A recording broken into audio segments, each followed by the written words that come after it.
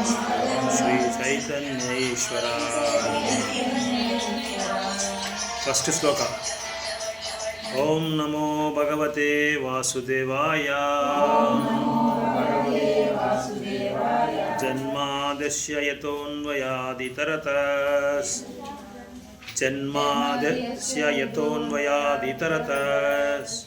चार्तेषु अभिज्ञास्वरात् तेने ब्रह्म हृदया आदिकवये मुह्यन्ति यत्सूरयः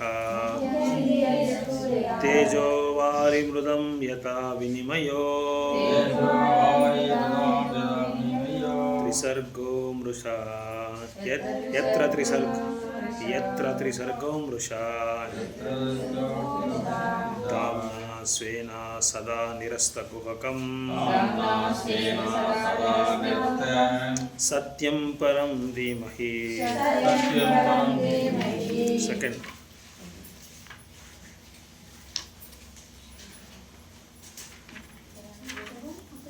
सेकंड श्लोक। सेम चैप्टर सेकंड श्लोक। धर्मः पूजित कैतवोऽत्र परमो निर्मत्सराणां सतां वेद्यं वास्तवम् अत्र वस्तु शिवदं तापत्रयोन्मूलनम् श्रीमद्भगवते महामुनिकृते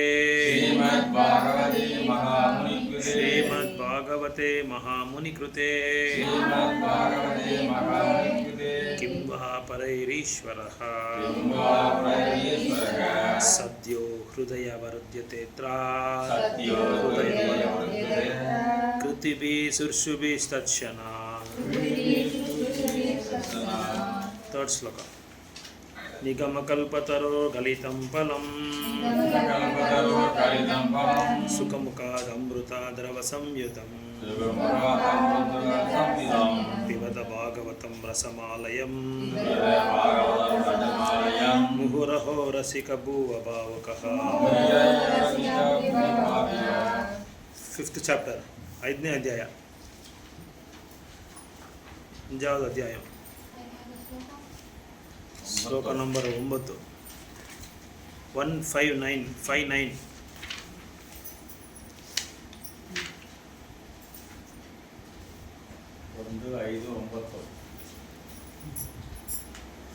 यथा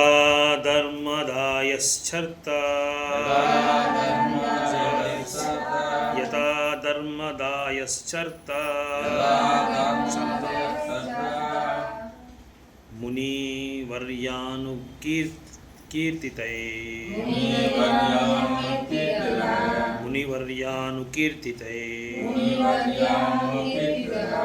ना तथा वासुदेवस्य महिमा हि अनुवर्णितः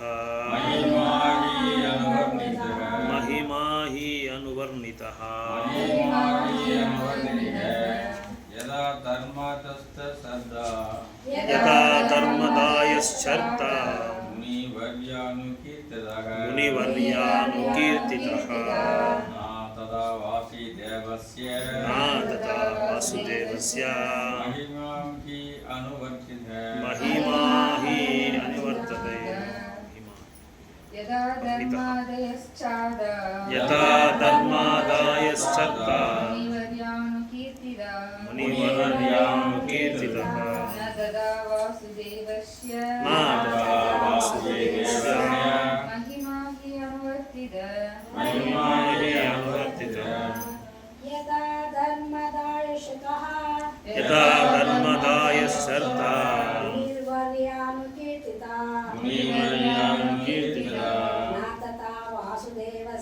न तथा वासुदेवस्य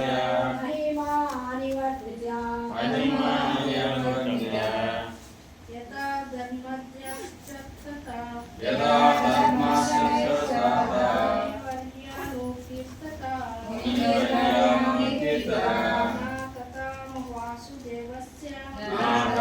वासुदेवस्य महिमा महिमा हि अनुवर्तितः यदा यदा வேண்டிய அளவு தர்மாதிய சமய ஒழுக்கத்தின் நான்கு கொள்கையிலும் சா மேலும் ஆர்த்தா நோக்கங்கள் முனிவரிய பெரும் முனிவராகிய உங்களால் அனுகீர்த்திதா திரும்ப விளக்கப்பட்டுள்ளது நான் இல்லை ததா அவ்விதத்தில் வாசுதேவஸ்ய முழுமுதற் கடவுளாகிய ஸ்ரீ கிருஷ்ணரின் மகிமைகளை நிச்சயமாக அனுவர்ணித இடைவிடாமல் விவரிக்கப்பட்டுள்ளது. டிரான்ஸ்லேஷன் படிங்க, நீங்க படிங்க. ಅನುವಾದ ಭಾವಾರ್ಥ ಕೊಟ್ಟವರು ಅಭಯ ಚರಣಾರವಿಂದ ಭಕ್ತಿ ವೇದಾಂತ ಸ್ವಾಮಿ ಶೀಲ ಪ್ರಭುಪಾದ ಕೀ ಜೈ. ಮಹರ್ಷಿಗಳೇ, ಧರ್ಮಾಚರಣೆಗಳಿಂದ ಆರಂಭಗೊಳ್ಳುವ ಎಲ್ಲ 4 ತತ್ವಗಳನ್ನು ನೀವು ಬಹಳ ವಿಸ್ತಾರವಾಗಿ ವಿವರಿಸಿದ್ದೀರಿ. ಆದರೂ ಪರಮಪುರುಷನಾದ ವಾಸುದೇವನ ಮಹಿಮೆಗಳನ್ನು ನೀವು ವರ್ಣಿಸಿಲ್ಲ. ಭಾವಾರ್ಥ: ವ್ಯಾಸ ಮಹರ್ಷಿಗಳ ಅಸಮಾಧಾನವನ್ನು ಕುರಿತ ನಾರದರ ಶೋಧನೆ ಕೂಡಲೇ ಹೊರಬಂತು. ವೇದವ್ಯಾಸರು ತಾವು ರಚಿಸಿದ್ದ ನಾನಾ ಪುರಾಣಗಳಲ್ಲಿ ಭಗವಂತನ ಮಹಿಮೆಗಳ ವರ್ಣನೆ ಮಾಡುವುದನ್ನು ಉದ್ದೇಶಪೂರ್ವಕವಾಗಿ ಕೈಬಿಟ್ಟಿದ್ದರು. ಅವರ ಮನಸ್ಸು ಖಿನ್ನವಾಗಲು ಮೂಲ ಕಾರಣ ಇದೇ ಆಗಿತ್ತು. ವಾಸ್ತವವಾಗಿ ಅವರು ಭಗವಂತನ ಶ್ರೀಕೃಷ್ಣನ ಮಹಿಮೆಗಳನ್ನು ವರ್ಣಿಸದೇ ಇಲ್ಲ, ಖಂಡಿತವಾಗಿ ವರ್ಣಿಸಿದ್ದಾರೆ. ಆದರೆ ಧರ್ಮಾರ್ಥಕ ನಾಮ ಕಾಮ ಮೋಕ್ಷಗಳ ವರ್ಣನೆಯನ್ನು ಮಾಡಿದಷ್ಟು ಪ್ರಮಾಣದಲ್ಲಿ ಅಲ್ಲ. ಈ 4 ಪುರುಷಾರ್ಥಗಳು ಭಗವಂತನನ್ನು ಕುರಿತು ಭಕ್ತಿ ಸೇವಾ ವಿಧಿಗಿಂತ ತುಂಬಾ ಕೆಳಮಟ್ಟದ್ದಾಗಿವೆ. ಅಧಿಕಾರಯುತವಾದ ವಿದ್ವತ್ತಿನಿಂದ ಕೂಡಿದ ವ್ಯಾಸರಿಗೆ ಈ ವ್ಯತ್ಯಾಸ ಚೆನ್ನಾಗಿ ಗೊತ್ತಿತ್ತು. ವ್ಯಕ್ತಿಯನ್ನು ಭಗವಂತನ ಜೊತೆ ಹೆಚ್ಚು ಆಪ್ತವಾಗಿ ತೊಡಗಿಸುವ ಕ್ರಿಯೆ ಎಂದರೆ ಭಕ್ತಿ ಸೇವೆ. ವ್ಯಾಸರು ಅದಕ್ಕೆ ಹೆಚ್ಚು ಪ್ರಾಮುಖ್ಯತೆ ಕೊಡುವ ಬದಲು ಅದಕ್ಕಿಂತ ಕಡಿಮೆ ಮಹತ್ವದ ಸಂಗತಿಗಳಿಗೆ ತಮ್ಮ ಅಮೂಲ್ಯ ವೇಳೆಯನ್ನು ಬಳಸಿದ್ದರು. ಅವರು ಖಿನ್ನರಾಗಿದ್ದುದು ಇದರಿಂದಲೇ. ಭಗವಂತನ ಭಕ್ತಿ ಸೇವೆಯಲ್ಲಿ ತೊಡಗಿದಲ್ಲದೆ ವ್ಯಕ್ತಿಯು ಪೂರ್ಣವಾಗಿ ಸಂತುಷ್ಟನಾಗುವುದಿಲ್ಲವೆನ್ನುವುದು ಇದರಿಂದ ಸ್ಪಷ್ಟವಾಗಿ ಸೂಚಿತವಾಗುತ್ತದೆ. ಭಗವದ್ಗೀತೆಯಲ್ಲಿ ಇದನ್ನು ಸ್ಪಷ್ಟವಾಗಿ ಪ್ರಸ್ತಾವಿಸಲಾಗಿದೆ. ಮತ ಧರ್ಮಾಚರಣೆಗಳ ಸಾಲಿನಲ್ಲಿ ಕೊನೆಯದು ಮೋಕ್ಷ. ಅದನ್ನು ಪಡೆದ ಮೇಲೆ ವ್ಯಕ್ತಿಯು ಶುದ್ಧವಾದ ಭಕ್ತಿ ಸೇವೆಯಲ್ಲಿ ನಿರತನಾಗುತ್ತಾನೆ. ಇದನ್ನು ಆತ್ಮ ಸಾಕ್ಷಾತ್ಕಾರ ಅಥವಾ ಬ್ರಹ್ಮಭೂತ ಸ್ಥಿತಿ ಎಂದು ಕರೆಯಲಾಗಿದೆ. ಈ ಸ್ಥಿತಿಯನ್ನು ಹೊಂದಿದ ಬಳಿಕ ವ್ಯಕ್ತಿಯು ಸಂತುಷ್ಟನಾಗುತ್ತಾನೆ. ಆದರೆ ಈ ಸಂತುಷ್ಟಿ ಕೂಡ ಅಲೌಕಿಕ ಆನಂದದ ಪ್ರಾರಂಭ ಭಾಗ ಅಷ್ಟೇ. ವ್ಯಕ್ತಿಯು ಇಹದಲ್ಲಿ ತಟಸ್ಥತೆ ಮತ್ತು ಮನಸ್ಥಿತಿಗಳನ್ನು ಸಾಧಿಸುವ ಮುಂದುವರಿಯಬೇಕು. ಈ ಮನಸ್ಥಿತಿಯನ್ನು ದಾಟಿದ ಮೇಲೆ ಅವನು ಭಗವಂತನ ಅಲೌಕಿಕ ಪ್ರೇಮದ ಸೇವೆಯಲ್ಲಿ ನಿಲ್ಲುತ್ತಾನೆ. ಇದು ಭಗವದ್ಗೀತೆಯಲ್ಲಿ ಪರಮಪುರುಷನು ನೀಡಿರುವ ಆದೇಶ. ಈ ಎಲ್ಲ ಮಾತಿನ ತಾತ್ಪರ್ಯ ಇಷ್ಟು: ವ್ಯಾಸರು ಆಗಲೇ ಸಾಧಿಸಿದ್ದ ಬ್ರಹ್ಮಭೂತ ಸ್ಥಿತಿಯನ್ನು ಕಾಪಾಡಿಕೊಳ್ಳುತ್ತಾ ಅಲೌಕಿಕ ಆನಂದದ ಮಟ್ಟವನ್ನು ಇನ್ನೂ ಹೆಚ್ಚಿಸಿಕೊಳ್ಳಬೇಕು. ಇದು ನಾರದರ ಆಶಯ. ಅದಕ್ಕಾಗಿ ವ್ಯಾಸರು ಇನ್ನು ಮುಂದೆ ಉತ್ಸಾಹದಿಂದ ಭಕ್ತಿ ಸೇವಾ ವಿಧಾನವನ್ನು ಮತ್ತೆ ವರ್ಣಿಸಬೇಕೆಂದು ಅವರು ಹೇಳಿದರು. ಹೀಗೆ ಮಾಡಿದರೆ ವ್ಯಾಸರ ತೀವ್ರವಾದ ಮನೋವ್ಯಾಕುಲತೆ ಪರಿಹಾರವಾಗುವುದು. ನಾಯದ್ವಾಚಶ್ಚಿತ್ರಪದಂ ಹರೇರ್ಯಶೋ ಜಗತ್ಪವಿತ್ರಂ ಪ್ರಜ್ಞಾನಿತ ಕರ್ಹಿಚೇತ್ ಜಗತ್ಪವಿತ್ರಂ ಪ್ರಜ್ಞಾನಿತ ಕರ್ಹಿಚೇತ್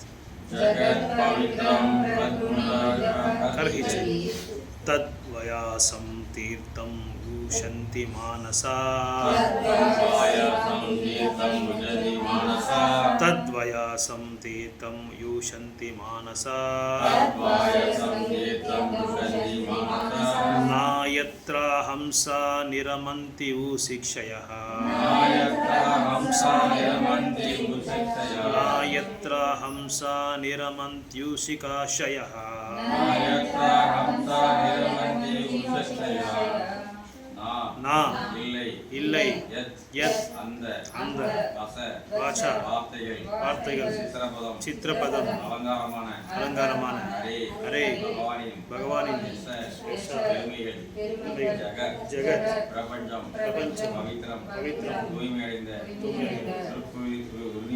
பிரக்ருதித விளக்கிய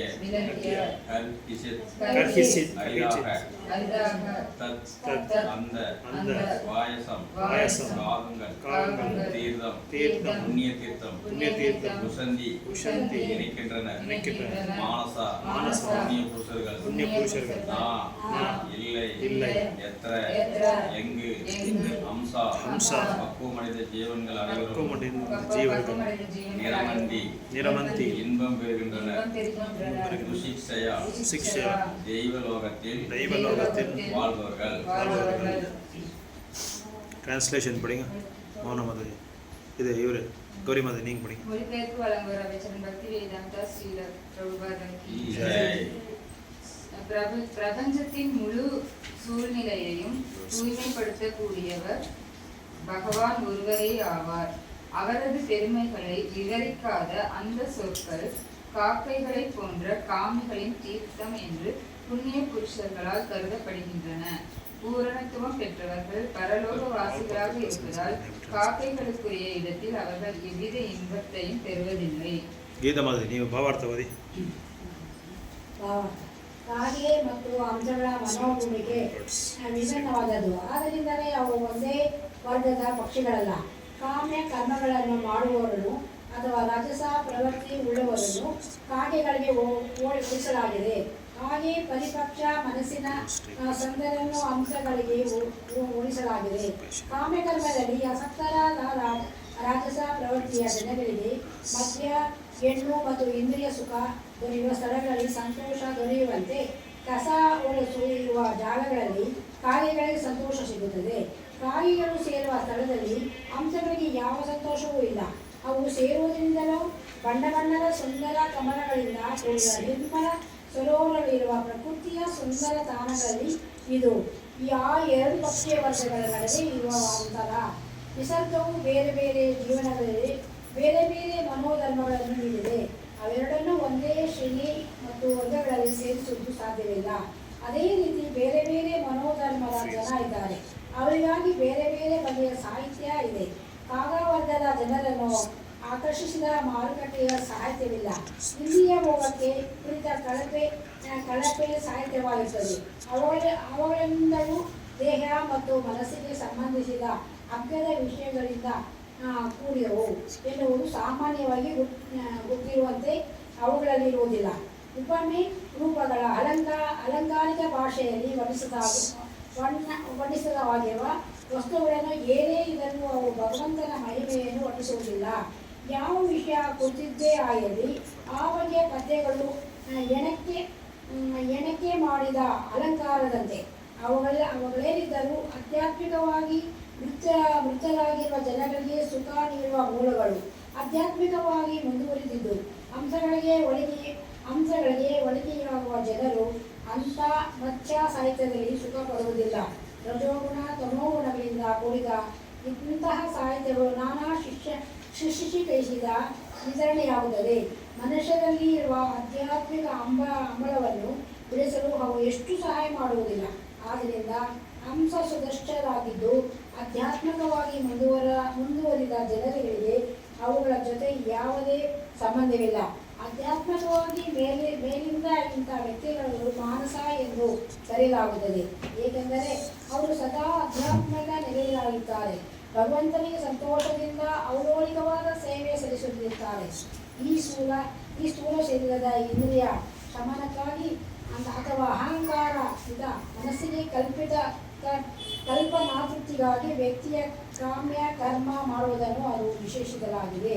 ಸಾಮಾಜಿಕ ಮುಖರಾದ ಸಾಹಿತಿಗಳು, ವಿಜ್ಞಾನಿಗಳು, ಲೋಕಮುಖರಾದ ಕವಿಗಳು, ವೈಚಾರಿಕ ನೆಲೆಯಲ್ಲಿ ಮಾತ್ರ ದರ್ಶನಿಕರಾದವರು. ರಾಜಕಾರಣಿಗಳು ಇವೆಲ್ಲ ಇಂದ್ರಿಯ ಸುಖದ ಪ್ರಕೃತಿಯನ್ನೇ ಪೂರ್ತಿ ಮಗ್ನರಾದರು. ಇಂಥವರು ಕೇವಲ ಮಾಯಾಶಕ್ತಿ ಬೊಂಬೆಗಳು. ತಿರಸ್ಕರವಾದ ವಸ್ತು ವಿಷಯಗಳು ಎಲ್ಲಿರುವೋ ಅಂತಹ ಸ್ಥಳದಲ್ಲಿ ಸಂತೋಷ ಕಾಣುವರು. ಆದರೆ ಶ್ರೀಧರ ಸ್ವಾಮಿಯವರ ಪ್ರಕಾರ ಈ ಸಂತೋಷವು ವಶಿಯರ ಬೆನ್ನು ಹತ್ತಿದ ಲಂಪಟರು ಪಡೆಯುವ ಸುಖ ಅಷ್ಟೇ. ಮನುಷ್ಯ ಕಾರ್ಯಗಳ ಸಾರವೇನು ಎಲ್ಲ ತಿಳಿದ ಪರಮಹಂಸರಿಗೆ ಭಗವಂತನ ಮಹಿಮೆಯನ್ನು ನಿರೂಪಿಸುವ ಸಾಹಿತ್ಯ ಮಾತ್ರವೇ ಆನಂದಕರವಾದವು. ಓಂ ಅಜ್ಞಾನತಿಮಿರಂಧಸ್ಯ ಜ್ಞಾನಾಂಜನಶಲಾಕಯಾ ಚಕ್ಷುರುನ್ಮಿಲಿತಂ ಯೇನ ತಸ್ಮೈ ಶ್ರೀಗುರುವೇ ನಮಃ. ಶ್ರೀಚೈತನ್ಯಮನೋಭೀಷ್ಟಂ ಸ್ಥಾಪಿತಂ ಯೇನ ಭೂತಲೇ ಸ್ವಯಂ ರೂಪ ಕದಾ ಮಹ್ಯಂ ದದಾತಿ ಸ್ವಪದಾಂತಿಕಂ. ಜೈ ಶ್ರೀ ಕೃಷ್ಣ ಚೈತನ್ಯ ನಿತ್ಯಾನಂದ ಶ್ರೀ ಅದ್ವೈತ ಗದಾಧರ ಶ್ರೀವಾಸಾದಿ ಗೌರ ಭಕ್ತ ವೃಂದ. ಹರೇ ಕೃಷ್ಣ ಕೃಷ್ಣ ಕೃಷ್ಣ ಹರೇ ಹರೇ, ಹರೇ ರಾಮ ರಾಮ ಹರೇ ಹರೇ. ಹರೇ ಕೃಷ್ಣ ಕೃಷ್ಣ ಕೃಷ್ಣ ಹರೇ ಹರೇ, ಹರೇ ರಾಮ ರಾಮ ಹರೇ ಹರೇ.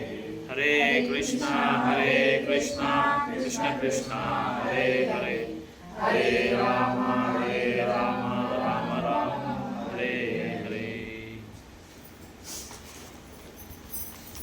ஸோ இந்த அத்தியாயத்தில் நம்ம பார்த்துட்டே வந்துட்டு இருக்கோம், டிஸ்கஷன் பண்ணிகிட்டே இருக்கிறோம். நாரதரோட உபதேசங்கள் வேதவியாசருக்கு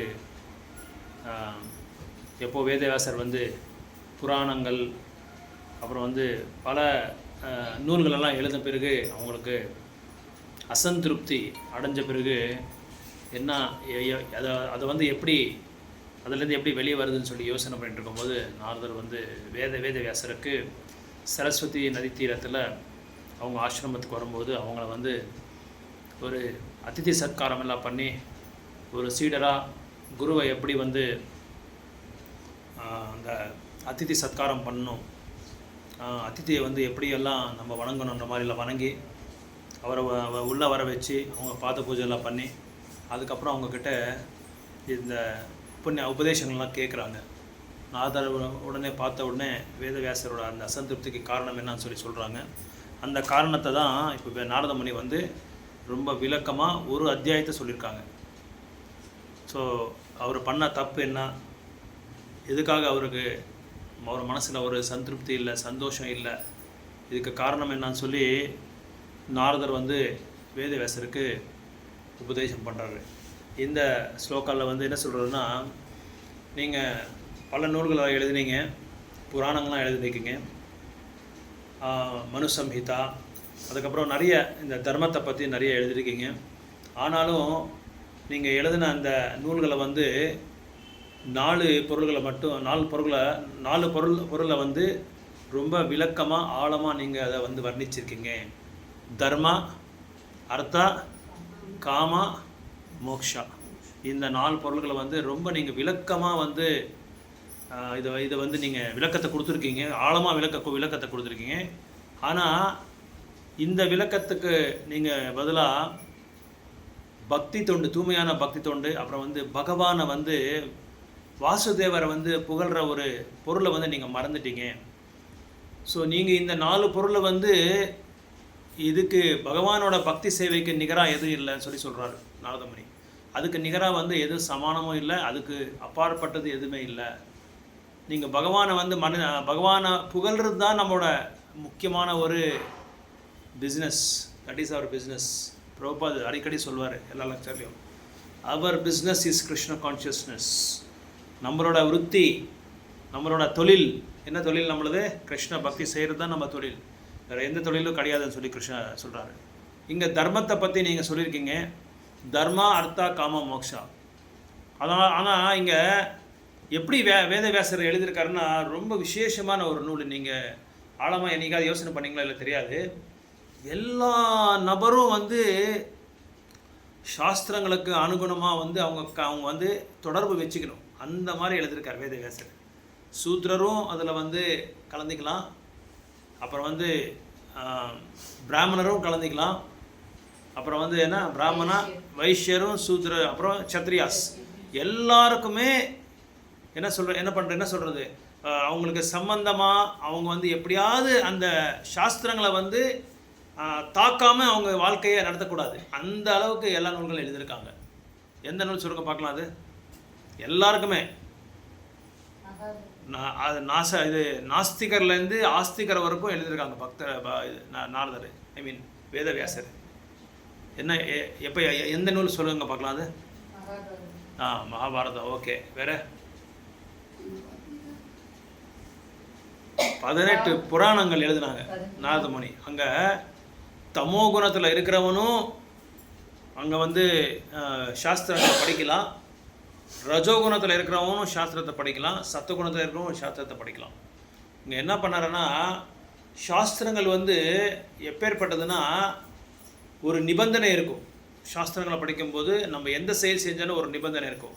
இப்போ சப்போஸ் நீங்கள் வந்து மாம்சத்தை சாப்பிட்றீங்க, அதுக்கு வேதவியாசர் சாஸ்திரங்கள் என்ன சொல்லியிருக்காருன்னா நீங்கள் மாம்சத்தை சாப்பிடுங்க, ஆனால் காளிக்கு வந்து நிவேதனை பண்ணிவிட்டு நீங்கள் சாப்பிடுங்க அது சொல்கிறாங்க. அது இல்லாமல் எந்த விலங்குங்க நீங்கள் சாப்பிட்ணும், எந்த ஒரு அனிமலை சாப்பிட்ணுன்றது அதில் சொல்லியிருக்காரு.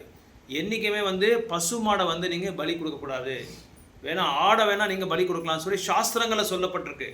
இது வந்து தமோ குணத்தில் இருக்கிறவங்க மட்டும்தான்.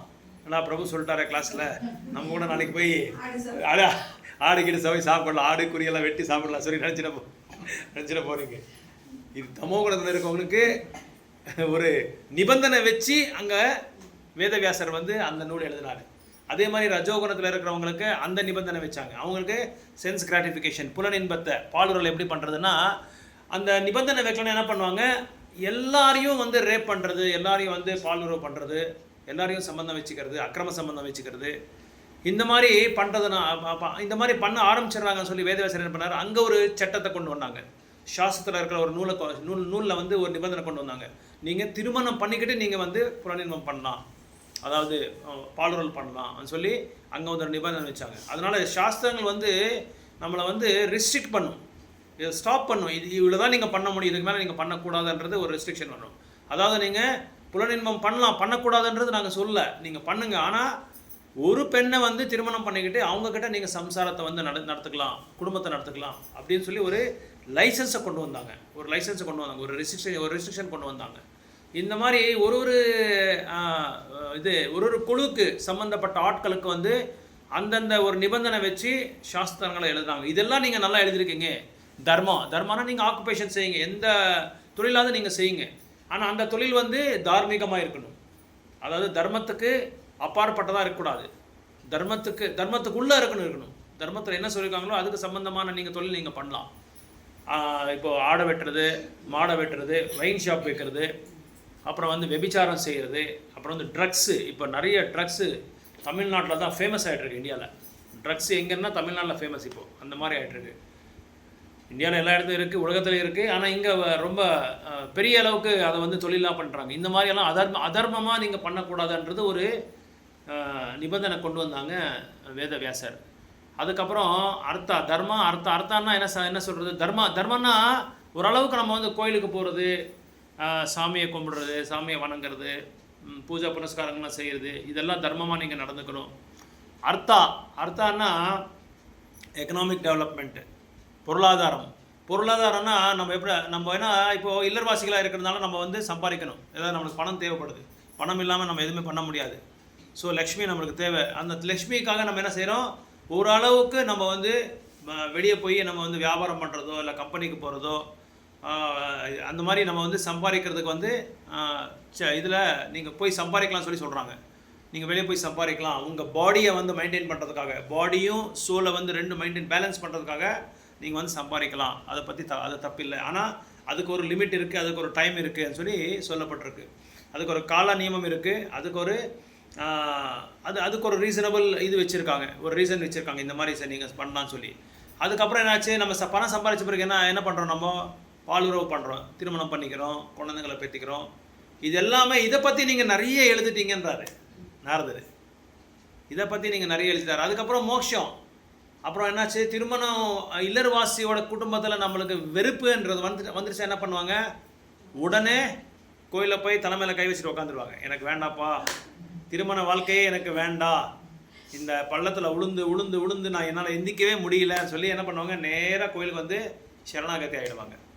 அந்த சரணாகதி வந்து அதான் லிபரேஷன். இந்த பௌத்திக உலகத்துலேருந்து ஜென்மா மிருத்யு ஜராவாதி துக்க தோஷானு தர்ஷனம், இதுலேருந்து வெளியே வர்றதுக்காக தான் முக்தியை தேடி போகிறோம் நம்ம.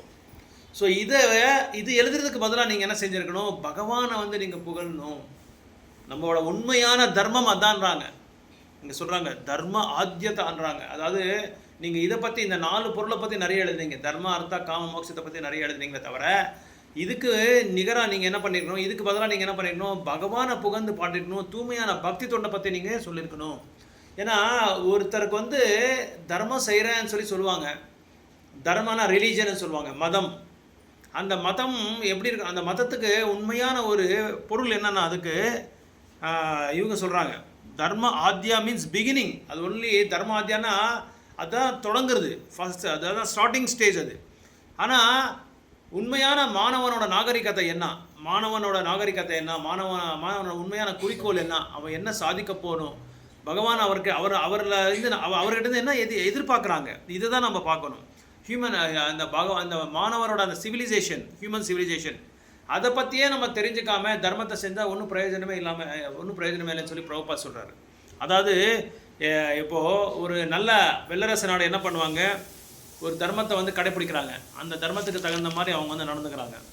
ஆனால் இப்போ முதல்ல நம்ம மதத்தை பற்றியே நம்மளுக்கு தெரியாது, தர்மத்தை பற்றியே தெரியாமல் நம்ம என்ன செய்கிறோம், பொருளாதாரத்தை பற்றி நம்ம பார்க்குறோம், வியாபாரத்தை பற்றி பார்க்குறோம், பணம் சம்பாதிக்கிறத பற்றி பார்க்குறோம், குடும்பத்தை பார்க்குறோம், குடும்பத்தை மெயின்டைன் பண்ணுறதை பார்க்குறோம், இது எல்லாமே பண்ணுறோம். ஆனால் தர்மத்தை பற்றி நம்மளுக்கு தெரியாது, தர்மன்றதே என்னன்றது தெரியாது நம்மளுக்கு. அது தெரியாமையே முதல்ல இதை எடுத்துக்கிட்டோம், நம்ம பொருளாதாரத்தை பற்றி எடுத்துக்கிட்டோம், குடும்பத்தை மெயின்டைன் பண்ணுறது எடுத்துக்கிட்டோம், குழந்தைங்களை பார்த்துக்கிறது எடுத்துக்கிட்டோம். இதை பற்றி நம்ம நிறைய கேர் எடுக்கிறோம், அதுக்கு நம்ம சாதகமாக இருக்கிறோம். ஆனால் தர்மத்தை, உண்மையான தர்மன்றது விட்டுட்டோம். தர்மன்றது நிறைய தர்மங்கள் இருக்குது. உண்மையான தர்மம் என்ன பண்ணணும், நம்ம அதை பற்றி நம்ம யோசனை பண்ணவே இல்லை. ஸோ உண்மையான தர்மம் எதுன்னா, பிரபுபாத் சொல்கிறார் ஒரு கிளாஸில், உண்மையான தர்மம் வந்து ஆத்மாவை பற்றி தெரிஞ்சுக்கிறது தான் உண்மையான தர்மம்னு சொல்லி பிரபுபாத் அடித்து சொல்கிறார். இந்த ஆத்மாவை பற்றி நம்ம எப்போ தெரிஞ்சுக்கலையோ அது உண்மையான தர்மமே கிடையாதுன்றாங்க. நீங்கள் வந்து பல பொருளை பற்றி நீங்கள் வந்து அதை வந்து நீங்கள் அதை வந்து நீங்கள் டெவலப் பண்ணலாம், அதை பற்றி நீங்கள் பேசலாம், அதை பற்றி நீங்கள் செயல்படலாம். ஆனால் உண்மையான தர்மத்தை பற்றி நீங்கள் மறந்துட்டா அது வேஸ்ட்டு. ஏன்னா நீங்கள் உங்களோட உண்மையான ஒரு தர்மம் என்னென்னா கிவ் ப்ரொடெக்ஷன் டு த சோல்ன்றாங்க. ஆத்மாவுக்கு வந்து நீங்கள் பாதுகாப்பு கொடுங்கன்றாங்க. பிரபுபாத் சொல்கிறாரு give protection to the soul. அதுக்கு அந்த என்ன ஒரு ஸ்லோகா கூட சொல்கிறாரு பிரபுபாத், ஒரு ஆத்மானாம் சர்வோ ரக்ஷதே, ஆத்மானாம் சர்வோ ரக்ஷதே. ஆத்மாவுக்கு நீங்கள் என்ன கொடுக்கணும், ரக்ஷனை கொடுக்கணும், ப்ரொடெக்ஷன் கொடுக்கணும். அப்படி நீங்கள் ப்ரொடெக்ஷன் கொடுக்கணும், அது உண்மையான தர்மமே கிடையாதுன்னு சொல்கிறாங்க. அப்படின்னா என்ன அர்த்தம், இப்போது உண்மையாக ஒரு ஆத்மா வந்து ஒரு உடலில் வந்து இன்னொரு உடலுக்கு போகிறது தான் டிரான்ஸ்மைக்ரேஷன் ஆஃப் த பாடின்னு சொல்லுவாங்க. இப்போது இந்த ஆத்மா இந்த உடலில் இருக்குது, இந்த உடலை விட்டு ஆத்மா வந்து வேறு உடலுக்கு போகிறது தான். அதை பற்றி தெரிஞ்சுக்கிறவன் என்ன செய்கிறான், அது உண்மையாக அந்த ஆத்மாவை பற்றி அவனுக்கு அந்த அறிவு இருக்கும், அவனுக்கு அந்த ஞானத்தை இருக்கும். ஸோ நெக்ஸ்ட் மூமெண்ட் என்ன ஆக போகுதுன்றது தெரியும் அவனுக்கு. ஸோ இதை பற்றி நம்ம தெரிஞ்சுக்காமல் இருந்தால் நம்ம என்ன செய்கிறோம், உடலை பற்றியே நம்ம வந்து யோசனை அதை நோக்கி போயிட்டே இருப்போம். அதான் இங்கே என்ன பிரபுபாத் சொல்கிறேன்னா, நீ ஆத்மா பற்றி தெரிஞ்சுக்காமல் இருந்தால் நீ அடுத்த பிறவை என்ன ஆக போகிறது உனக்கே தெரியாது. இப்போ நீ என்ன பண்ண போகிற, நீ எதுக்காக தயாரி ஆகிட்டு இருக்க, எதுக்காக நீ ப்ரிப்பேர் ஆகிட்டு இருக்க, அடுத்த பிறவைக்கு எதுக்காக நீ தயாராகிட்டு இருக்கன்றதை உனக்கு தெரியாது. தெரியாமல் நீ பண்ணிட்டு இருக்க. ஆத்மாவை பற்றி நம்ம தெரிஞ்சுக்கிட்டா அடுத்த பிறவை நம்ம என்ன ஆக போகிறோன்றது நம்மளுக்கே தெரியும். நம்மளுக்கே தெரிஞ்சிடும். நான் என்ன எந்த பிறவி எடுக்க போகிறேன்றது நம்மளுக்கு தெரியும். நம்ம ஒரு 70 வருஷம் 60 வருஷம் நம்ம வந்து வாழ்கிறோன்னா அந்த 60 வருஷத்தோட அந்த கால சமயத்தில் என்னென்ன செயல் நம்ம பண்ணியிருக்கோன்றதை நம்ம பார்த்துட்டா நம்மளுக்கு பக்காவாக தெரிஞ்சிடும் இந்த பிறவை தான் நம்மளுக்கு வருதுன்ட்டு. நீ க்ளீனாக நீங்கள் வந்து ஒரு டைரியில் எழுதி வைங்க. சில பேருக்கெல்லாம் ஒரு ஹேபிட் இருக்கும், டைரியில் டெய்லி எழுதுவாங்க. காலையிலேருந்து நைட் வரைக்கும் அவங்க என்னென்ன செஞ்சாங்கன்னு சொல்லி டெய்லி எழுதுறாங்க. அந்த டைரி எடுத்து நம்ம பார்த்துட்டா நம்மளுக்கு தெரிஞ்சிடும். நான் லாஸ்ட்டு சண்டே பெங்களூரில் ஒரு கிளாஸ்க்காக போயிருந்தேன். அங்கே ஒருத்தர் கேட்குறாரு, நம்ம எந்த பிறவை நம்ம எடுக்க போகிறோம், எப்படி நம்ம வந்து பக்தி தொண்டில் அட்வான்ஸ் ஆகிறோன்ற சொல்லி எப்படி நமக்கு தெரியும்னு சொல்லி கேட்டாங்க. ஒரு கேள்வி கேட்டாங்க. அங்கே அந்த கேள்வியில் அதான் நான் பதில் கொடுத்தேன். நீங்கள் ஒரு நாள் தவறாமல் நைட்டு படுக்கும்போது பகவானுக்கு பிரார்த்தனை பண்ணிவிட்டு 24 மணி நேரத்தில் எவ்வளோ சமயத்தை நீங்கள் பகவானுக்காக ஒதுக்கியிருக்கீங்க, எவ்வளோ சமயத்தை நீங்கள் மாயாக்காக ஒதுக்கியிருக்கீங்கன்றது நீங்கள் அனலைஸ் பண்ணி பார்த்தா, பரிசீலனை பண்ணி பார்த்தா உங்களுக்கே தெரிஞ்சிடும். இப்படி நீங்கள் ஒரு நாள் நீங்கள் பரிசீலனை பண்ணி பார்த்துட்டே போனால் நம்மளோட அந்த டைம் அலாட்மெண்ட்டு கிருஷ்ணருக்காக எவ்வளோ நம்ம ஒதுக்கியிருக்கோம், மற்றவங்க நம்ம குடும்பத்துக்காக எவ்வளோ ஒதுக்கியிருக்கோம், நாட்டுக்காக சமுதாயத்துக்காக நம்ம எவ்வளோ ஒதுக்கியிருக்கோன்றது நமக்கு தெரியுது. அதுலேயே நம்மளுக்கு என்ன பிறவி நம்ம எடுக்க போகிறோன்றது நம்மளே டிசைட் பண்ணிடலாம். அந்த அளவுக்கு அறிவு கொடுத்துருக்கார் பிரபுபாதர். அந்த அளவுக்கு வேதவியாசர் எழுதியிருக்கார். அதான் எங்கள் சொல்ல உண்மையான தர்மத்தை பற்றியே நீங்கள் எழுதலை. நான் யாருன்றதே மக்களுக்கு தெரியாமையே அர்த்தா காமா மோட்சத்தை பற்றி தெரிஞ்சுக்கிட்டா என்ன பிரயோஜனம்? அது செகண்டரின்றாங்க பிரபுபாதர். That's all. அது ரெண்டாவது. அது எது? பொருளாதாரத்தை பற்றி இது பண்ணுறது, செயல்படுறது, அப்புறம் வந்து குடும்பத்தை வந்து போஷணை பண்ணுறது, இதெல்லாமே next. First business, your business is to save the soul. சோலை நீங்கள் பாதுகாப்பு பண்ணுங்கள். இப்போது ஒரு கார் இருக்காங்க, ஒரு 5 கோடி 6 கோடி கார் வாங்கியிருக்கோம்னு நினச்சிக்கோங்களேன். கார் வாங்கி வீடு முன்னாடி நின்றுச்சு. சும்மா ஜஸ்ட் இமேஜின் பண்ணிக்கலாம். அந்த அளவுக்கு நம்மளுக்கு கார் வேண்டாம், அது இருந்தால் நம்ம இங்கே வரவே மாட்டோம். அப்போ கற்பனை பண்ணி பார்த்துக்கலாம். ஒரு 5 கோடி 6 கோடி ஒரு கார் வாங்கியிருக்கான்னு நினச்சிக்கோங்க. வாங்கிட்டு அவனுக்கு ஓட்ட தெரியாது, டிரைவரும் இல்லை. என்ன பிரயோஜனம் அந்த காரை வச்சுக்கிட்டு? வேஸ்ட்டு. ஏன்னா உள்ள டிரைவர் வேணும். டிரைவர் இருந்தால் தான் அந்த காரை ஓட்ட முடியும். இல்லை அவனுக்காக அந்த டிரைவிங் தெரிஞ்சிருக்கணும். ஸோ இதான் இந்த கார் மாதிரி, இந்த உடலே இந்த கார் மாதிரி. உள்ள டிரைவர் யார்? ஆத்மா. அந்த ஆத்மா இல்லைன்னா டிரைவர் இல்லை. அந்த உடலே தேவையில்லை, உடலே வேஸ்ட்டு. ஸோ இந்த உடலில் செயல்பட்டு இருக்கு அந்த ஆத்மா. அதனால் அந்த ஆத்மாவோட உண்மையான தர்மம் வந்து ரக்ஷனை கொடுக்கணும். எதுக்கு ரக்ஷனை கொடுக்கணும்? ஆத்மானாம் சர்வத்தோ ரக்ஷத். சோலுக்கு வந்து ரக்ஷனை கொடுக்கணும்னு சொல்லி சொல்கிறாரு.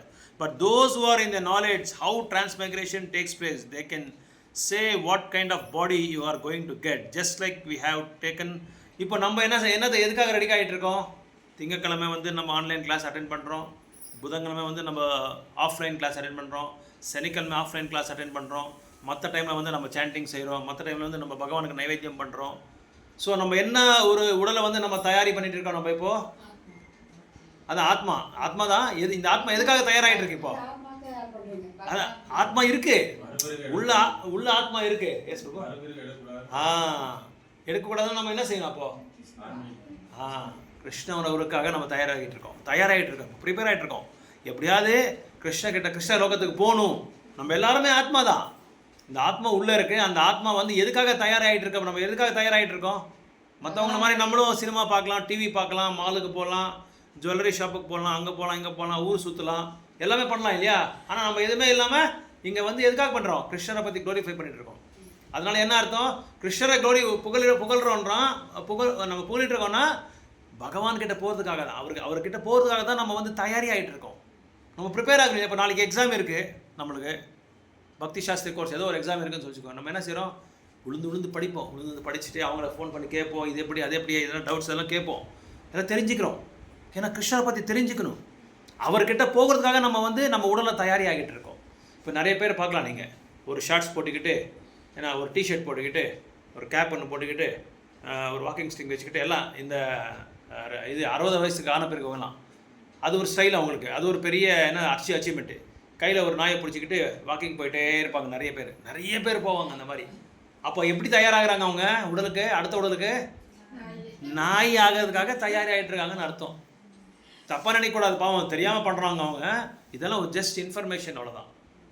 ஸோ அது அது அது என்ன ஆகுது, நான் என்ன பண்ணுது, நான் என்ன சாப்பிடுது, நான் எங்கே போகுது, எப்போ போகுது. அந்த வெளியே போகிறது எதுக்குன்னு தெரியுமா? வெளியே கூட்டிகிட்டு போகிறது.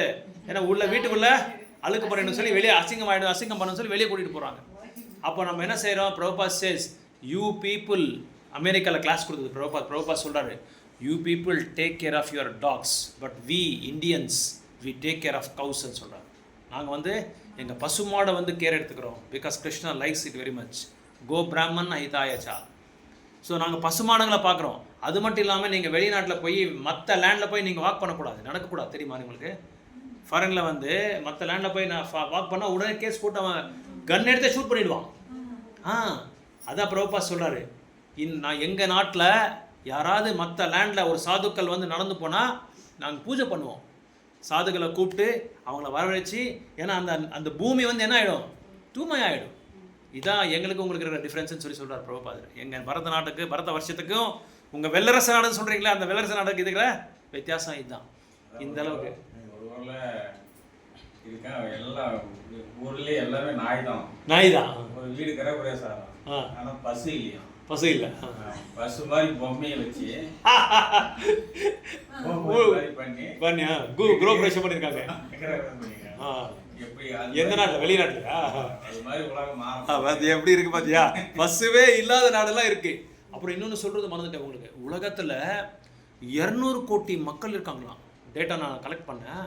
200 கோடி மக்கள் பகவான் இல்லை. பிரபு சொன்ன பிறகு நான் வருது, பகவானே இல்லைன்றவங்க நாஸ்திகர்கள் 200 கோடி மேலே இருக்காங்க உலகத்தில். ரீசெண்டாக ஒரு டேட்டா கலெக்ஷன் பண்ணேன் நான். அதில் 0.2 விழுக்காடு மட்டும்தான் நம்ம ஹிந்துஸ் இருக்காங்க. ஆன்மீகத்தில் இருக்காங்க. ஏதோ ஒரு ஆன்மீகத்தில் இருக்காங்க, ஒரு ஈடுபாட்டில் இருக்காங்க. இப்படியெல்லாம் இருக்குது உலகத்தில். 200 கோடி மக்களுக்கு பகவான்ன்றதே தெரியாது. பக்தர்களான ಅವ್ರನ್ನ ಡೇಟಾ ಕಲೆಕ್ಷನ್ ಮಾಡ್ತೀರಿ.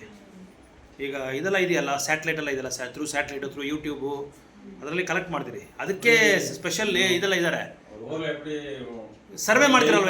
ಇವಾಗ ಪಾಪ್ಯುಲೇಷನ್ ಬರ್ತಾರಲ್ಲ ನಿಮ್ಮ ಮನೇಲಿ, ಎಷ್ಟು ಜನ ಇದ್ದಾರೆ ನಿಮ್ಮ ಮನೇಲಿ, ತಂದೆ ಎಷ್ಟು ಜನ ಇದ್ದಾರೆ, ತಾಯಿ ಎಷ್ಟು ಜನ ಇದ್ದಾರೆ, ಮಕ್ಕಳು ಎಷ್ಟು ಜನ ಇದ್ದಾರೆ, ಎಲ್ಲ ಸರ್ವೆ ಮಾಡ್ತಾರಲ್ಲ, ಬರ್ತಾರಲ್ಲ ಸೆನ್ಸರ್ ಎತ್ತಕ್ಕೆ. ಆ ಥರ ಸೆನ್ಸರ್ ಕಲೆಕ್ಷನ್ ಮಾಡಿರೋದು.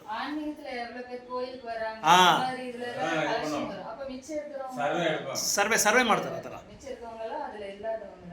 ಇದು ನಮ್ಮ ಡಿವೋಟೀಸು ಸರ್ವೆ ಮಾಡಿರೋದು. ಎಷ್ಟು ಜನ ಇದ್ದಾರೆ ಇದೆಲ್ಲ ಸರ್ವೆ ಇರ್ತಾರೆ.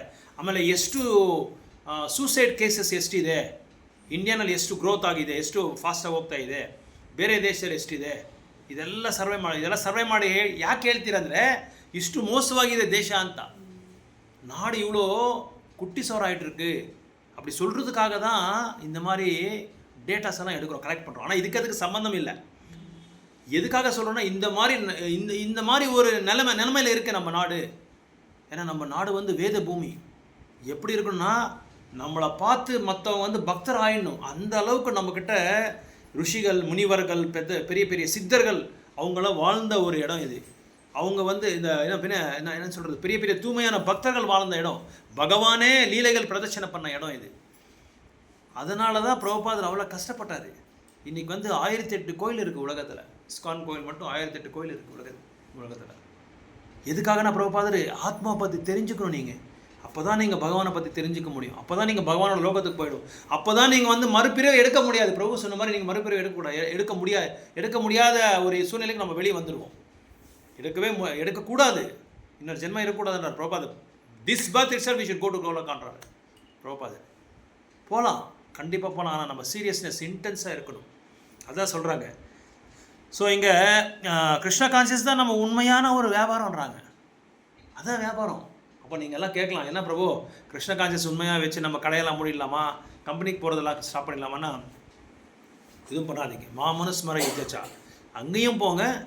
ஆனால் ஒரு 1% விலக்காடு அங்கே விட்டுருங்க. ஒரு 50% அங்கே போங்க, ஒரு 50% ஃபேமிலி பார்த்துக்கோங்க.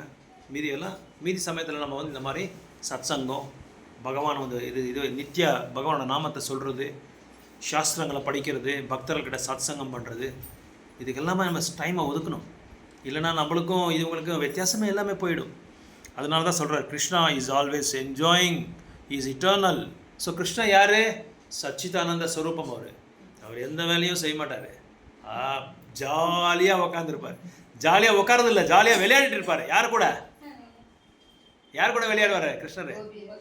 கோபியார் கூட விளையாடுவார், கோபாஸ் கூட விளையாடுவார், பசுமாட்கள் கிட்ட விளையாடுவார், பக்தர்கிட்ட விளையாடுவார். அவருக்கு எந்த விதமான வியாபாரமே இல்லை. அவருக்கு என்ன வியாபாரம்னா பக்தர்கள் கூட விளையாடுறது அவர் வியாபாரம். பக்தர்களுக்கு என்ன வியாபாரம்? கிருஷ்ணர்கிட்ட விளையாடுறது தான் வியாபாரம். நம்ம மெயின் பிஸ்னஸே அதுதான். அதனால தான் என்ன சொல்கிறார் சாஸ்திரங்களை, 50 வயசு ஆயிடுச்சிங்களா ஸ்டாப் பண்ணிவிடுங்க. அதுக்கப்புறம் நீங்கள் அது 50 வரைக்கும் நீங்கள் எவ்வளோ சம்பாதிக்கணுமோ அவ்வளோ சம்பாதிக்க வேண்டாம்னு சொல்லலை. ஏன்னா லக்ஷ்மி இல்லைன்னா எந்த வேலையும் ஆகாது. லக்ஷ்மி வேணும்னா நம்ம என்ன செய்யணும்? லக்ஷ்மி வேணும்னா நம்ம என்ன செய்யணும்? லக்ஷ்மி எனக்கு வேணும், இப்போ என்ன செய்யணும்? ஒன்றும் தேவையில்லை. லக்ஷ்மி நாராயணரோட திருவடிகளை கட்டியாக நம்ம பிடிச்சிக்கிட்டா லக்ஷ்மி தானாக வந்துடும். ஆனால் ஆசை இருக்கக்கூடாது, பேராசை இருக்கக்கூடாது. ஆசை இருக்கலாம், பேராசை இருக்கக்கூடாது. எனக்கு அவ்வளோ வேணும் இவ்வளோ வேணும்னா நம்ம வந்து கண்டிப்பாக நம்ம போக முடியாது பகவான்கிட்ட. லக்ஷ்மி வேணும், லக்ஷ்மிக்கு பிடிக்கவே பிடிக்காது. லக்ஷ்மியை வணங்குறவங்க எனக்கு லக்ஷ்மி வேணும்னு சொல்லி லக்ஷ்மி கிட்ட அதிர்ஷ்டம் கேட்டால் அவர் அதிர்ஷ்டத்தை கொடுக்கவே மாட்டார். ஏன்னா அவரே வந்து என்ன பண்ணுறாரு? பகவானோட பாத சேவை செஞ்சிட்ருக்காரு. அதனால் லக்ஷ்மி தேவிக்கு லக்ஷ்மியோட கணவரை புகழ்ந்து பாடிட்டா அதிர்ஷ்டம் தானாக வந்துடும். அப்படின்னு சொல்லி எனக்கு பணம் வேணும் சொன்னேன். லக்ஷ்மி நாராயணன் வந்து நம்ம வணங்கிட்டா லக்ஷ்மி கொடுக்க மாட்டார். டெஸ்ட் பண்ணுவார் கிருஷ்ணர். உண்மையாக உனக்கு லக்ஷ்மி எதுக்காக நீ பயன்படுத்திக்க போகிற? அக்கிரம சம்பந்தத்துக்காக நீ பயன்படுத்திக்க போறியா? இது புலாலுக்காக நீ இது பயன்படுத்திக்க போறியா? இல்லை நான் பால் உறவுக்காக இது பண்ணுறியா? இல்லை இது இன்டாக்சிகேஷன் ட்ரக்ஸுக்காக யூஸ் பண்ணுறியா? ஆடம்பரத்துக்காக யூஸ் பண்ணுறியா? உடலை வந்து டெக்கரேட் பண்ணுறதுக்காக நீ யூஸ் பண்ணுறியா? இதெல்லாம் பார்ப்பார் கிருஷ்ணர். இதெல்லாம் பார்த்துட்டு உனக்கு தகுந்த மாதிரி இதை கொடுப்பார் அவர். சில பேர் வந்து இதுக்குதாக யூஸ் பண்ணுவாங்க, ஆனால் பணம் நிறைய வந்துட்டு இருக்கும். நிறைய பேருக்கு இதை டவுட் இருக்கும், என்ன ப்ரோ இவன் பண்ணுறதெல்லாம் சரியில்லை வேலை, ஆனால் நல்ல பணம் தேடி வருது அவனுக்கு அப்படின்னா அவன் நல்ல காரியங்கள் செஞ்சுருப்பான், சில புண்ணியக்காரங்கள் செஞ்சுருப்பான், தன்னோட முன்பிறவையில் வந்து நல்ல பயஸ் டேட் செஞ்சுருப்பான், அதனால அவனுக்கு தேடி வரும். அதுக்கப்புறமா வந்து அது மேனிஃபெஸ்ட் ஆகிடும். அதான் நான் அன்றைக்கி சொன்னேன், 4 கர்மாவோட 4 செயல்கள் சொன்னேன், 4 ஸ்டேஜஸ். அந்த ஸ்டேஜஸ்க்கு தகுந்த மாதிரி பிராராப்தா அந்த மாதிரி அந்த பிராராப்தான பிறகு அது தெரிஞ்சிடும் அவனுக்கு. அப்போ வெடிக்கும் அவனுக்கு. ஈரோட்டில் இடி அடித்த மாதிரி டப்புன்னு வெடிக்கும். அன்றைக்கி தான் அவனுக்கு புரியும் அவனுக்கு. ஸோ இப்படி பிரபுபாத் சொல்கிறாரு. என்ன சொல்கிறாருன்னா, தர்மானா நீங்கள் புரிஞ்சுக்கணும். தர்மானா தி ரியல் தர்மா இஸ் ஜீவேரா ஸ்வரூபஹாய் கிருஷ்ணரே நித்தியதாசா. பகவானுக்கு நம்ம தாசராக இருக்கிறது தான் நம்ம உண்மையான இந்த ஆத்மாவோட கடமை. அதுதான் கடமை இல்லை, அதுதான் நம்மளோட நிலையே, அதுதான் நம்மளோட பொசிஷனே அதுதான்றாங்க. அதனால் பகவான் வந்து எப்போ சந்தோஷமாக இருப்பார். ஆனால் நம்மளுக்கும் அந்த சந்தோஷமான ஒரு திறமை இருக்குது, சந்தோஷமான ஒரு பிரவருத்தி இருக்குது. ஆனால் என்ன செய்யணும்னா பகவானை பற்றி நம்ம கேட்கணும். ஜன்ம கர்ம சமே திவ்யம் யோவம் யோவேதி தத்வதா தியக்த்வா தேகம் புனர்ஜென்ம நைத்தி மாமைத்தி சுவர்ஜனா 4:7 பகவத்கீதா 4th chapter 7th ஸ்லோகாவில் சொல்கிறாங்க. என்னோட பிறவை பற்றி என்னோட செயல்களை பற்றி யார் வந்து தூய்மையான பக்தர்கள்கிட்ட கேட்குறாங்களோ அவங்க வந்து கண்டிப்பாக பிறவி கிடையாது அவங்களுக்கு, என்கிட்ட வந்துடுறாங்கன்னு சொல்கிறாங்க. ஏன்னா பகவான் யாரே சச்சிதானந்த ஸ்வரூபா.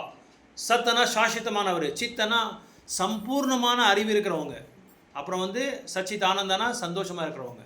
அந்த குவாலிட்டி நம்மளுக்கு இருக்குது. ஆனால் பகவானுக்கு வந்து அது வந்து என்ன அன்லிமிட்டெட் என்ன சொல்கிறீங்க? ஆறாவது. ஆனால் நம்மளுக்கு வந்து லிமிட்டடாக இருக்கும். நம்மளுக்கு ஒரு எல்லை இருக்குது, அவருக்கு எல்லையே இல்லை அதுக்கு. அதனால நம்ம வந்து நம்மளுக்கு எல்லை இல்லாமல் நம்ம போகிறோன்னா அவர்கிட்ட போயிட்டால் நம்மளுக்கு அதாயிடும், அன்லிமிட்டடாக இருக்கும் நம்மளுக்கும். ஸோ அதனால தான் எங்கே சொல்கிறோம், if you have taken birth in green. இப்போது பிரபுபாத் ஒரு எக்ஸாம்பிள் கொடுக்குறாரு. க்ரீன்லேண்ட் சொல்லி ஒரு இடம் இருக்குது.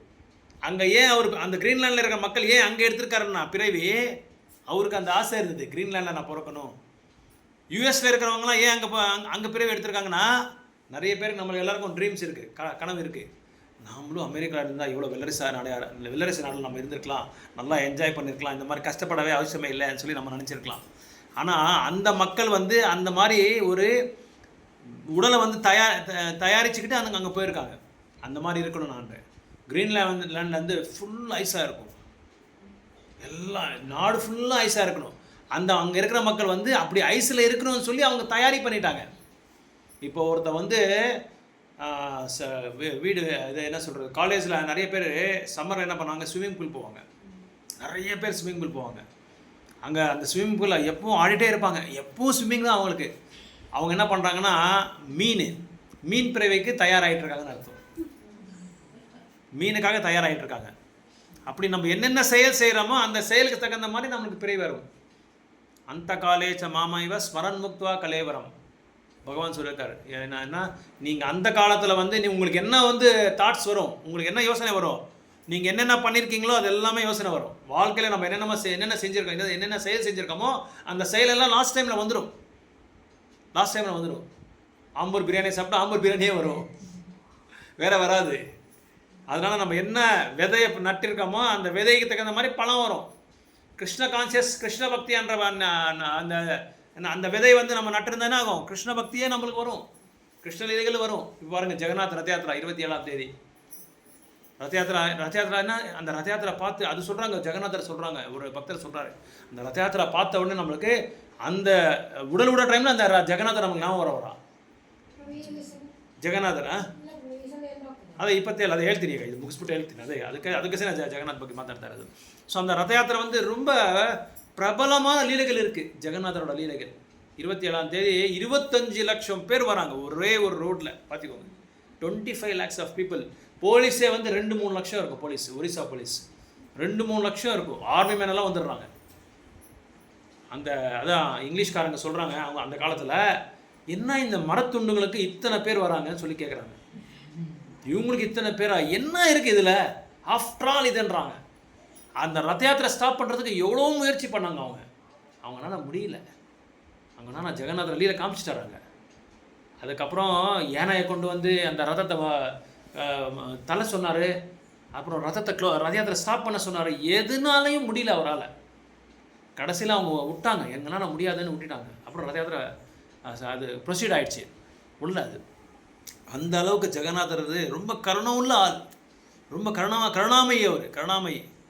அந்த உருவமே, அந்த ஃபார்மே வந்து ரொம்ப ரொம்ப கருணை. யார் வேணாலும் அவங்க அங்கே போகலாம் ஜெகநாதர்கிட்ட.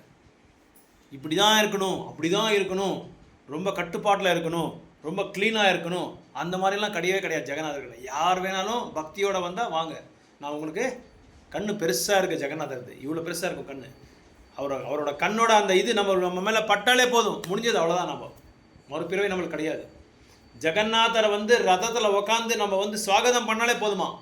ஒரு ஸ்லோக்காவில் சொல்கிறாங்க, மறுபிறவை நம்மளுக்கு கிடையாது. மறுபடியும் நம்ம வந்து எந்த கர்ப்பத்திலையும் பிரவேசம் ஆக மாட்டோம். அப்புறம் எத்தனை பிறவைகளை நம்ம செஞ்ச பாவங்கள் எல்லாமே போயிடுமா. ஜெகநாதர் ரதத்தில் உட்காந்துருக்கிறது நம்ம பார்த்துட்டாலே போதுமா, அது பார்த்துட்டாலே போதுமா. அப்புறம் ஜெகநாதர் என்ன பண்ணார், எல்லா பாவங்களை வந்து என்ன பண்ணுவார், he will counteract all the sins. எல்லா பாவங்களும் எல்லாமே பண்ணிடுவாங்க நம்மள. அதனால் இங்கே இந்த தர்மத்தை வந்து நம்ம புரிஞ்சுக்கணும். உண்மையான தர்மம் நம்ம வந்து என்ன செய்யணும்னா, இந்த ஆத்மா வந்து ரட்சணை பண்ணுறது. இந்த ஆத்மாவோட நிலை என்ன, பகவானுக்கு சேவகனாக இருக்குது.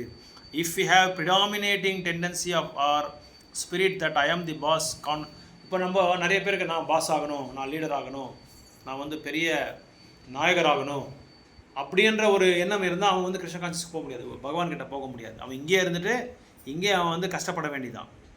தத்தோ தர்மா. ஸோ அவர் பிஸ்னஸ் ப்ரோபா சொல்கிறாரு, my business is to serve Krishna. So Dharma means according to Sanskrit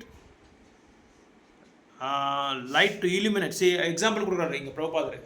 நம்ம இந்த லைட்டோட தர்மம் என்ன, விளக்கத்தை கொடுக்குறது, பிரகாசத்தை கொடுக்குறது. அதே மாதிரி இந்த ஆத்மாவோட தர்மம் என்ன, பகவானுக்கு சேவை செய்கிறது, பகவானுக்கு சரணடைகிறது. உண்மையான தர்மம் பகவத்கீதையில் என்ன சொல்லியிருக்காங்க கடைசியில் பகவானே, எக்ஸாக்ட்லி, எல்லா தர்மத்தை நீங்கள் விட்டுருங்க, எனக்கு சரணடையுங்க, அதுதான் உண்மையான தர்மம், அதுதான் உண்மையான தர்மம். அந்த தர்மத்தை தான் நீங்கள் கடைப்பிடிக்கணும்னு சொல்கிறாரு. சர்வதர்மான் பரித்யாஜ்ய மாமேகம் சரணம் ரஜா அகம் தம் சர்வ பாபேபியோ மோக்ஷயிஷ்யாமி மா சுஜான்றாங்க.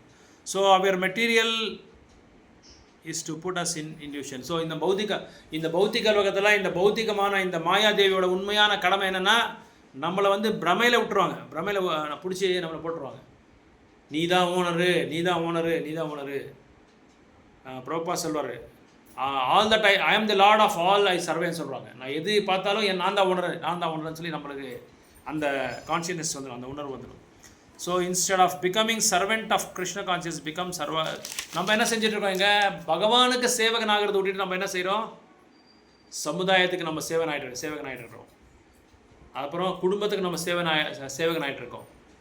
நம்ம மனைவிக்கு நம்ம சேவகன் ஆகிறோம், நம்ம புருஷனுக்கு நம்ம சேவகன் ஆகிறோம், நம்ம குழந்தைகளுக்கு நம்ம சேவகன் ஆகிட்டு இருக்கோம். இந்த மாதிரி எல்லாம் இந்த பௌத்திக உலகத்தில் இருக்கிற எல்லாத்துக்கும் சார்ந்தது எது, பௌத்திக உலகத்துக்கு சார்ந்தது என்னென்ன இருக்கோ எல்லா பொருளுக்கும் நம்ம சேவகன் ஆகிட்டு இருக்கோம். அதான் பிரபுபாத் சொல்கிறாரு, becoming slave to dog, becoming slave to your wife, becoming slave to your husband, everything you become slavery. நீங்கள் பானிஸ் ஆகிடுறீங்க எல்லாத்துக்குமே. ஆனால் அதை என்ன பண்ணணும், டவுட்டைல் பண்ணிக்கணும். நீங்கள் கிருஷ்ணவனருக்காக அதை சேஞ்ச் பண்ணிக்கோங்க. குழந்தைங்களை பெற்றுக்கோங்க, திருமணம் பண்ணிக்கோங்க, அவங்களும் கிருஷ்ணவனருக்கு கொண்டு வாங்க. நீங்களும் கிருஷ்ணவர்கள் இருங்க, அவங்களும் கிருஷ்ணவனர் கொண்டு வாங்கன்றாங்க. So to establish real religion is to surrender to the Lord. உண்மையான நீங்கள் ஒரு உண்மையான ஒரு தர்மத்தை நீங்கள் வந்து அதை வந்து டெவலப் பண்ணணும்னா, அதை வந்து வளர்த்தணும்னா நீங்கள் வந்து பகவானுக்கு சரண்டர் ஆகணும். ஆல் அதர் ரிலீஜியன்ஸ், பிரபுபாத் சொல்கிறாரு, எந்த விதமான ஒரு மதம் இருந்தாலும் சரி, அது பகவானுக்கு சரணடையாமல் இருந்தால் அது மதமே கிடையாதுன்றார், அடித்து சொல்கிறார் பிரபுபாத். ஸோ இப்போ நம்ம பெரிய பெரிய ஃபேக்ட்ரி கட்டலாம், பெரிய பெரிய கம்பெனிஸ் இது பண்ணலாம், எஸ்டாப்ளிஷ் பண்ணலாம், பெரிய பெரிய பங்களா கட்டலாம். இது எல்லாமே என்ன சொல்கிறாங்க, ஒன்லி மூடா டஸ். மூடான யார், கழுதைங்க பண்ணுறதுன்றாங்க பிரபுபாதர். அப்படியே அடித்து சொல்கிறார். கழுதைங்க என்ன பண்ணோம், காலையிலேருந்து நைட் வரைக்கும் என்ன பண்ணோம், காலையில் டன்னு கணக்காக துணியை கொண்டு போகணும் டோபிக்கு. அவன் என்ன பண்ணுறான், இந்த இதுக்கிட்ட போகிறான், கொலைக்கிட்ட போகிறான், அந்த நதிக்கிட்ட போகிறான். அங்கே வந்து கொண்டு போய் அந்த லோடை இறக்கிட்டு மறுபடியும் வீட்டுக்கு அழைச்சிட்டு வந்துடுவான். மறுபடியும் சாயங்காலம் என்ன பண்ணுவான், அதனால் துணியெல்லாம் காய வச்சுருப்பான். அந்த லோடு டன்னு மறுபடியும் கொண்டு போய் வீட்டில் போய் மறுபடியும் அன்லோட் பண்ணுவான். அந்த மாதிரி தான் நம்ம எல்லோரும் பண்ணிகிட்டு இருக்கிறோம். ஜாக்கிரதையாக இருங்க. டோன்ட் பி லைக் மூடா, கழுதைங்களை மாதிரி இருக்காதீங்க. ஏன்னா அந்த கழுதை நினச்சா, அந்த கழுதைக்கு அறிவு இருந்தால் அந்த டோபிக்கிட்ட போக அவசியமே இல்லை. ஏன்னா எல்லா இடத்துலையும் பில்லு கிடைக்குது, அதுக்கு தேவை இவ்வளோ பில்லு, அவ்வளோதான்.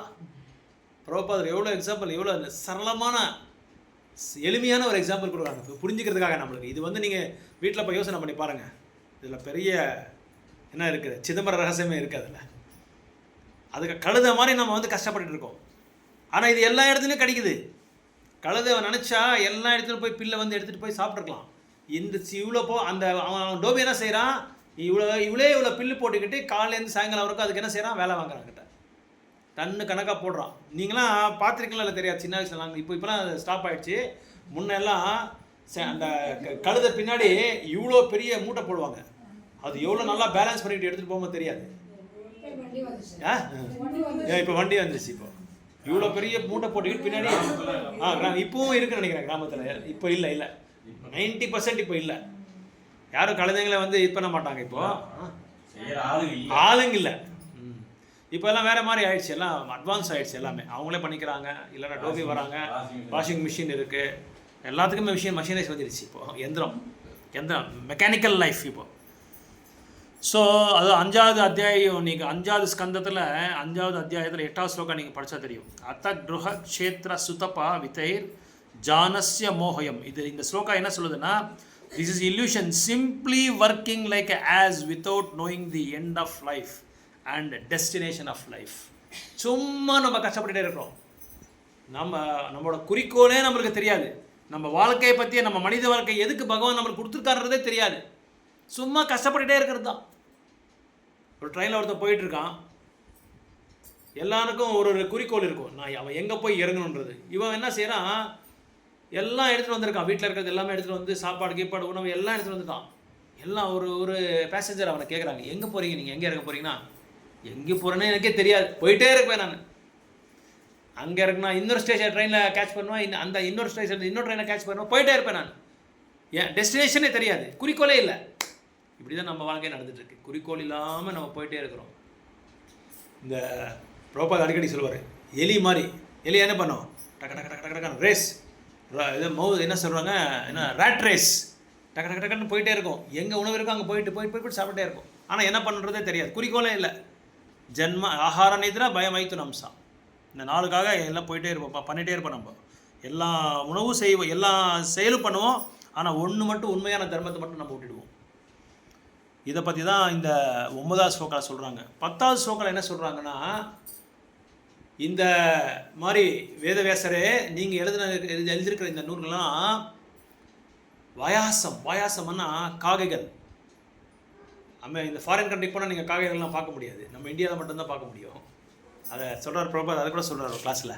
You cannot see crows in your country, but in our place in India there are lot of crows. காகைகள் எங்கே இருக்கும்? கார்பேஜ் எங்கே இருக்கும் அங்கே இருக்கும். குப்பைத்தொட்டி எங்கே இருக்கும் அந்த இடத்துல சாப்பிட்டே இருக்கும். நீங்கள் எழுதியிருக்கிற இந்த நூல்கள் வந்து அந்த காகைகளுக்கு சமானம்னு சொல்கிறாங்க. ஆனால் தூய்மையான பக்தர்கள் வந்து எப்படி இருப்பாங்கன்னா அன்னப்பறவை போல இருப்பாங்க. அன்னப்பறவை எங்கே இருக்கும்? நல்ல சௌந்தரியமான ஒரு இடத்துல, பூதோட்டம், நல்ல பரிமளம், நல்ல சுகந்தம் வரும், லோட்டஸ் ஃப்ளவர்ஸ், அந்த மாதிரி இடத்துல தான் அன்னப்பறவை இருக்கும். ஸோ இந்த மாதிரி தூய்மையான பக்தர்கள் எங்கே இருப்பாங்க? அன்னப்பறவை போல இருப்பாங்க.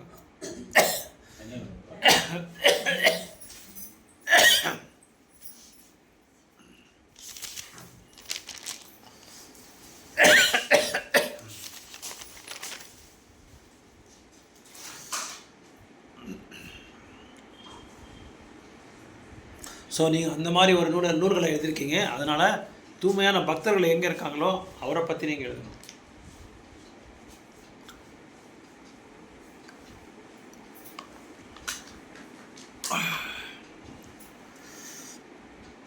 ஸோ தூய்மையான பக்தர்கள் எங்கே இருப்பாங்க? எங்கே பாகவதம் இது சொப்பரிப்பு நடிக்குதோ, ராமாயணம் பற்றி எங்கே நடக்குதோ, எங்கே உபன்யாசம் கோயில் எங்கே இருக்குது அந்த கோயில் இருப்பாங்க பக்தர்கள். நக சங்கீர்த்தன் எங்கே இருக்கோ அங்கே இருப்பாங்க பக்தர்கள். அதுக்கப்புறம் புக் டிஸ்ட்ரிபியூஷன் பண்ணிகிட்டு இருப்பாங்க பக்தர்கள். அதுக்கப்புறம் என்ன பண்ணுவாங்க? எங்கே பகவானுக்கு வந்து பூஜை புனஸ்காரங்கள் இருக்குமோ அந்த இடத்துல பக்தர்கள் இருப்பாங்க. Neat place, clean place.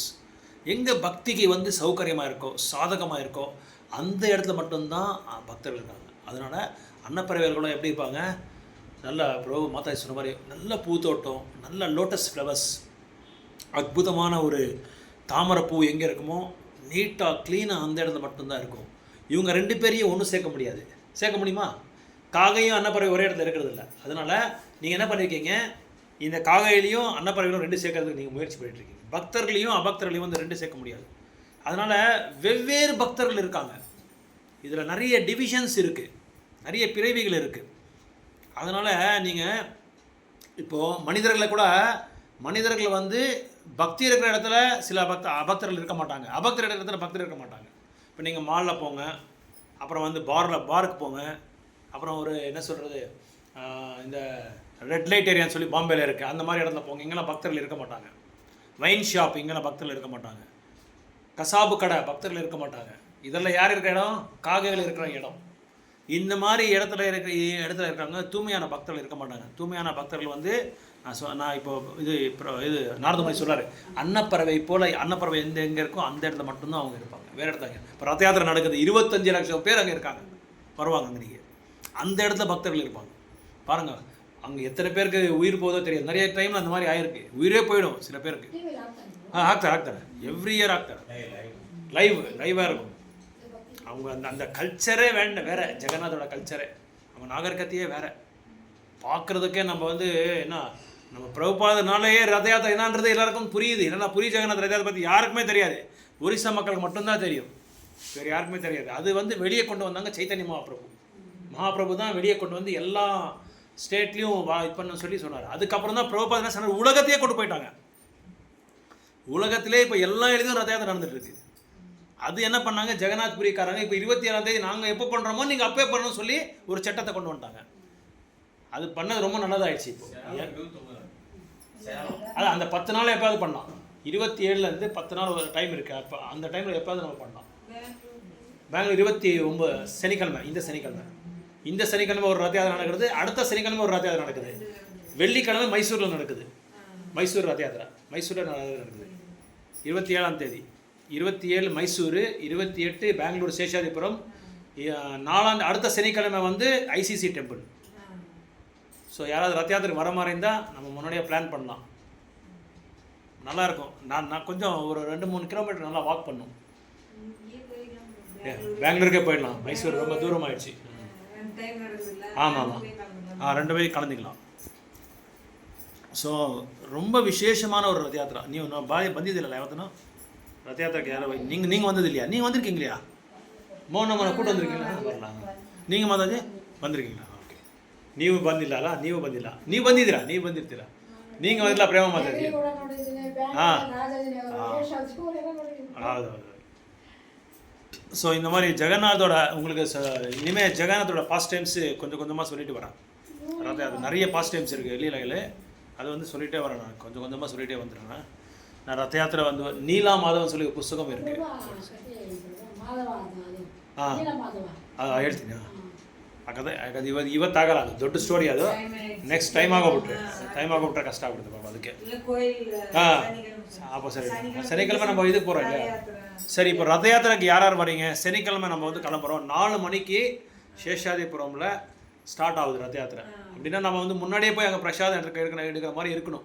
அப்படி பிளான் பண்ணால் தான் நம்ம ஒரு மத்தியானம் அங்கேயுமே பிரசாதம் சாப்பிட்டு நைட்டு வந்து ரதம் வரதுக்கு முன்னாடி நம்ம வந்து ரீச் ஆகிடணும். டெம்பிள் ரீச் ஆகி நம்ம பிரசாதம் எடுத்து நம்ம வெளியே வந்துடணும்.